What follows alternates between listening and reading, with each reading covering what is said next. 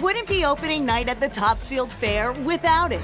The giant pumpkin weigh-in. Growers from all over New England compete for ginormous gourd bragging rights and a hefty cash prize.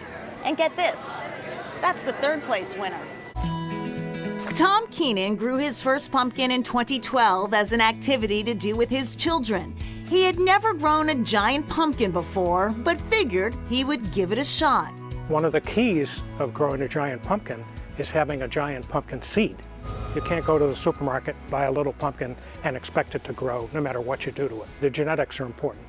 So you start by finding a good seed. You know, there's a community of giant pumpkin growers, particularly here in the Northeast. They grow these big giant pumpkins, and then at the end of the season, there will be 700 seeds in there.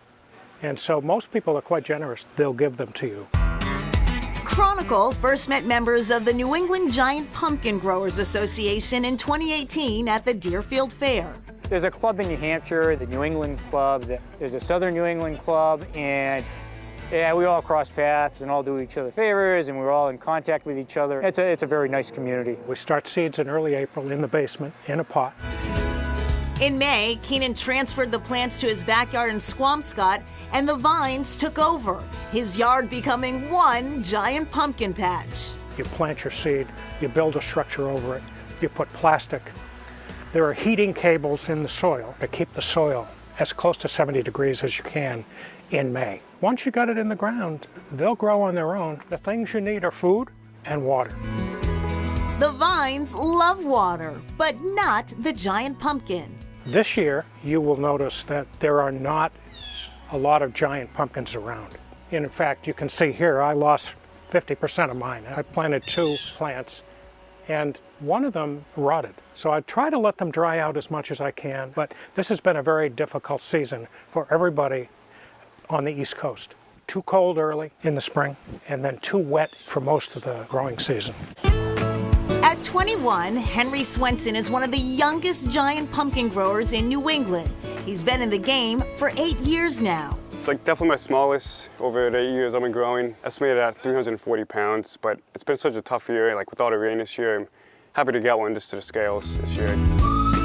Getting these gargantuan gourds from the pumpkin patch to the Topsfield Fair is quite the challenge.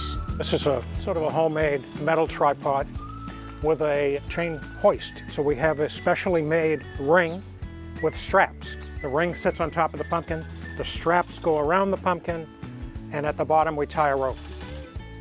Hopefully we tie the rope well enough and your knot holds and you lift that pumpkin up. Usually it works, but we've had failures. With Keenan's pumpkin secure, We good? yep, it's ready for the weigh-in.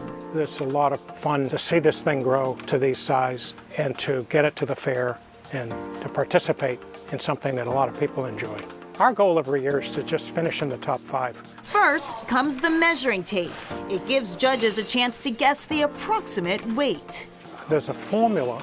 If you take 3 dimensions, you measure the circumference, measure side to side, then you measure front to back. You add them up, you get a number. It would be nice one day to grow a 2,000 pounder because it's a ton, and that's sort of the next benchmark. The weigh-off begins with the smaller pumpkins and then moves to the larger gourds. Each one is inspected to make sure the bottom is sound, no holes, no rot. It's then lifted onto the scale.